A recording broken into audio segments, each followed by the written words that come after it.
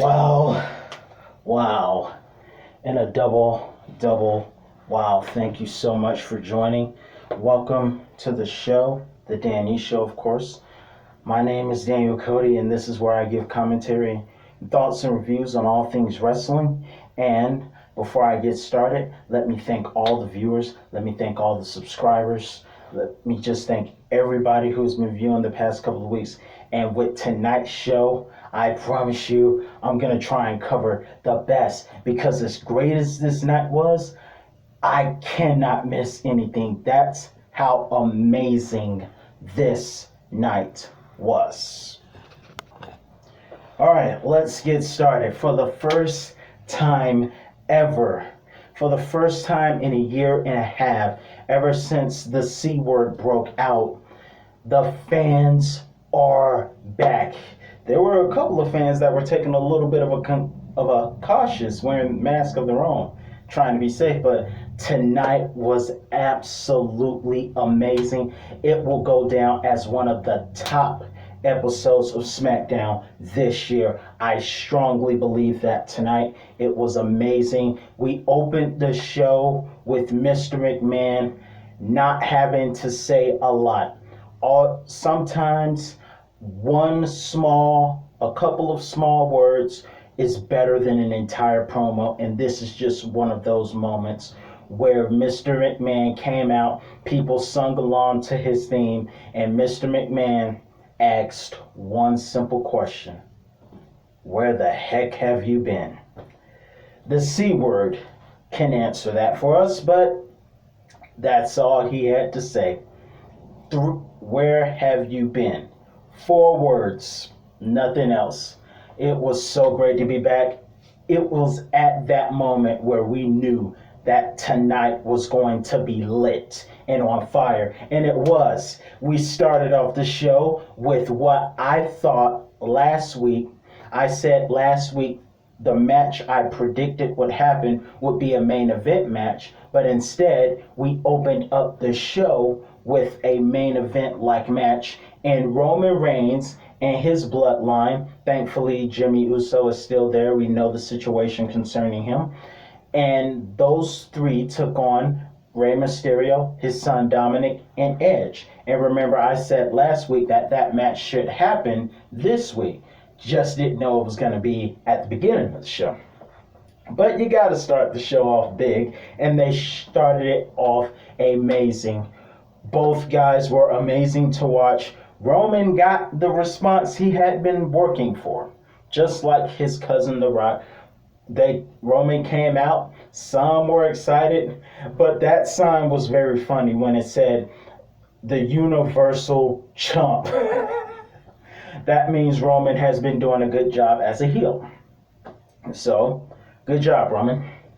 Also, Roman and his cousins were successful using the move of the year, the roll-up, against Rey Mysterio, and I believe it was Jay. Was it Jay? And speaking of which, I noticed Jay is mixing his hair colors just like Zelina Vega did, whom we saw later on that night, mixing it with a little red of his own.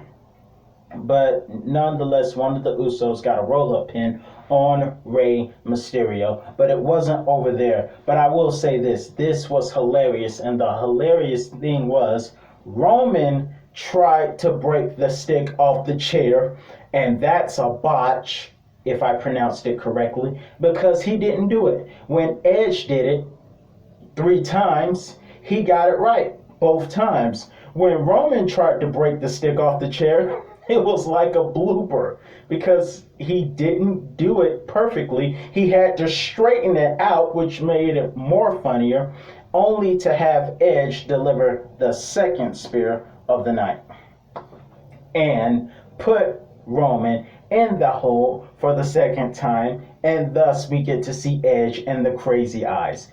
This is the year of the roll-ups and the crazy eyes. So, moving on, a lot of other exciting things happened tonight.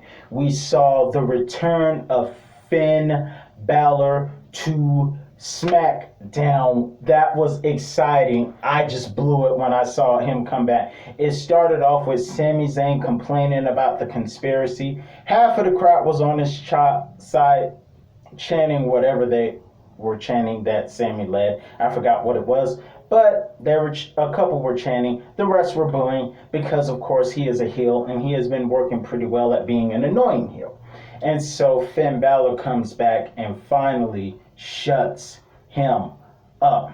And I guess I've said it before, but Karrion Kross is once again the goodbye match because he was the goodbye match for Keith Lee, he was the goodbye match for Damian Priest, and after two epic matches with Finn Balor, in which both of them he was successful, another goodbye match for Finn Balor, and Finn Balor is back on Friday Night SmackDown. The Prince rather, has returned. Man, that was exciting. We also got to see, let me make sure I got everything together. We also saw the women's tag team match between Tamina and Natalya against Shotzi Blackheart and Tegan Knox, who we know as, nickname speaking, as Lady Kane. And of course, thankfully, a lot of people were very concerned if the WWE's roster, or SmackDown roster, would take the tank away. Thank God they did not. Most of you were hoping. I made some comments last week about their debut on SmackDown, and many people replied, "Dear God, please don't let them take the tank entrance away." And of course, most of you saw a tribute to Top Wrestling vehicular entrances this week, which tricked us because they had the Undertaker Boneyard match on the thumbnail, except the Undertaker's WrestleMania entrance from WrestleMania 17 was number 3, as we thought it was going to be number 1. But either way, it was still amazing. DX, I think it was DX that was number 1. Regardless, they didn't take the tank away, thank God. And Shotzi Blackheart and Lady Kane, Tegan Knox, came in and scored another victory via roll-up against Natalya and Tamina Snuka, which, on the side note, while that match was happening, we were very entertained because Zelina Vega and Liv Morgan were trash talking each other back and forth on special guest commentary, making the match extra entertaining. And the fight broke out between them, and Liv Morgan was the last woman standing, and many people have gained a great respect for Liv Morgan, including myself. She has been getting pushed in an amazing fashion, and she was the last woman standing within all that chaos, and she received a standing ovation, and there is a huge chance that she will be the one to win. And if she wins the Money in the Bank, Bianca's gonna have to watch her back, or someone else for that matter, like who's on Raw, Rhea Ripley. But who knows? It's going to be interesting. And a lot of people are pulling for Liv Morgan to win that match. And I would be happy if she did. But who knows? Anything can happen. Anything. So moving on, congratulations to Liv Morgan for being the last woman standing and getting the push that she is earning and deserving. Also, on a small note, we saw Cesaro. We were supposed to have Cesaro versus Otis the Evil Ogre, as I like to call him because he's a bad guy. Or should I say Otis the Beardless Olympic Evil Ogre. I say that to be funny, and if I was a wrestling fan, I would hold that sign up for fun. Just like they held the sign up saying Universal Chump. That was funny. But the match really didn't go on because, what's his name? Chad Gable, or should I say Shorty G, since I like to be humorous, came out and disrupted the whole thing only to get swung around a couple of times and interrupted by the evil ogre and got crushed by Otis. But I will say this before we go any further. Tonight was a great night. It was very electric. But one of the things I really appreciate about that night was that there was a drone in the arena on the camera effects. The camera effects showed a drone coming in and showing highlights to WWE superstars and their entrances. Like when Cesaro came out with his awesome Matrix like entrance, the drone came in, which is camera effect, and showed the actual footages of Cesaro spinning people around. So we saw Cesaro swinging people around. We saw Edge and his amazing, hilarious thumbnails of the reactions to the crossface while Edge is making the crazy eyes, which is also hilarious, and so forth. So we had that. We had an amazing women's match, a great women's match between the self-proclaimed, and I say self-proclaimed, prettiest woman in the WWE, Carmella, as she likes to call herself, versus Bianca Belair. Let me tell you something. When Bianca came out, the ovation that she got was awesome. The ovation, let me tell you something. The ovation that Edge got when he came out was amazing. It was just electric. The crowd was electric. I almost thought I was in NXT, and that's what you want to feel. And I knew, of course, hopefully it stays like that, because it's easy to appreciate something when it's fresh. It's kind of like marriage. For the first couple of weeks you get married, it's the honeymoon and all that stuff, and then you gotta do what you have to do just to keep the fire going so you guys don't dull out. So hopefully WWE can keep that fire going and it won't dull out, and they'll be in the WWE Raw and Smackdown crowd will be just as electric as an NXT crowd, because I felt like I was watching NXT because of the crowd. They were so fired up, and of course they're going to be fired up. This is their first night back in a year and a half, so of course that's going to happen. I really enjoyed that. I enjoyed back to Bianca versus Carmella, the self-proclaimed prettiest woman, which I disagree. I think Kayla and Vega, Sasha and Belair are much more hotter, but who cares? Either way, it was a great match. The finishing gave us a lot of WrestleMania vibes, because the finisher is the same thing that she used on Sasha at WrestleMania, which was the whip and the kiss of death. Except this time we didn't hear the sound of the whip connecting with Carmella, whereas we heard the sound of the whip at WrestleMania earlier this year. Speaking of which, as we all know, Sasha and Bianca won an SP award for their match at WrestleMania for being two of the first African American women to compete in main event of WrestleMania. 2 years ago, 3 women were the first to main event of WrestleMania. Now, on WrestleMania Night 1, 2 black women were able to main event Night 1, which was totally awesome.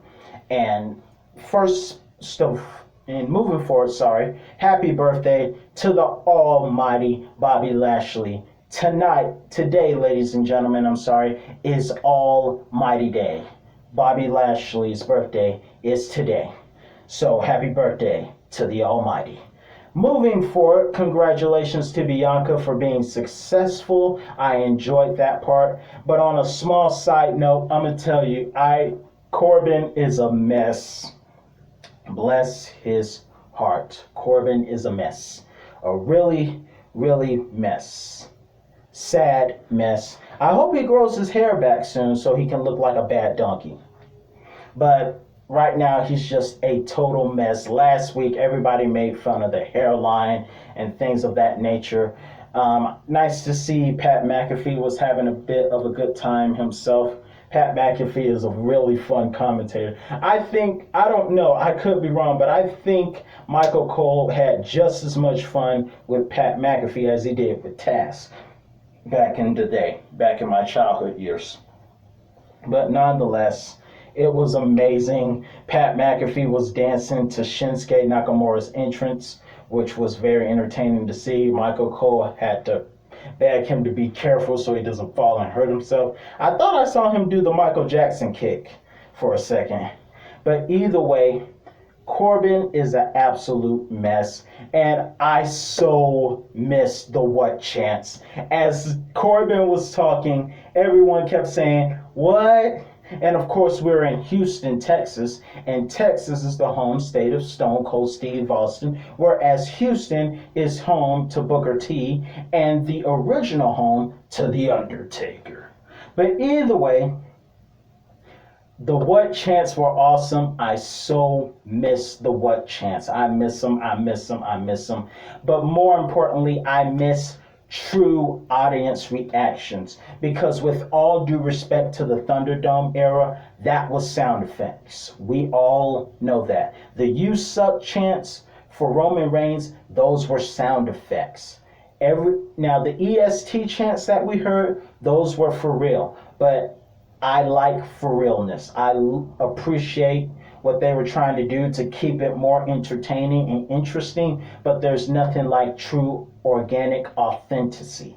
And tonight was authentic and it was real. The chants, the response was real. And that lets you know you were doing something. Roman worked for that, and of course he's the bad guy and he got the bad guy reaction. There was a couple of people who were happy to see the guy because he's that bad donkey.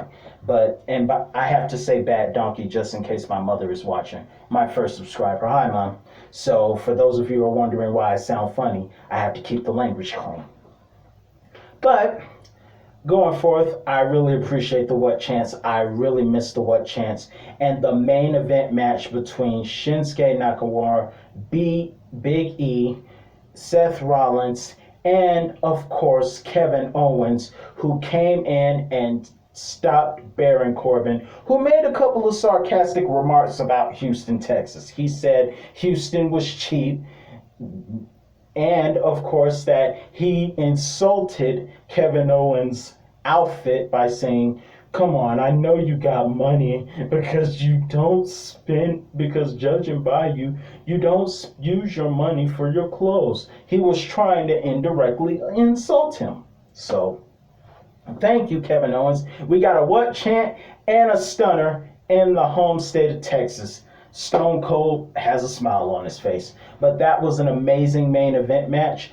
And the highlight of that match was Kevin Owens doing a dive off the ladder on to Shinsuke, I believe, yes, Shinsuke Nakamura. I was hoping he would do it to Seth Rollins like he did at WrestleMania last year, but it was Shinsuke Nakamura who made an amazing entrance. The crowd sung along. I really miss hearing that. I really miss hearing the crowd sing along to Shinsuke's entrance.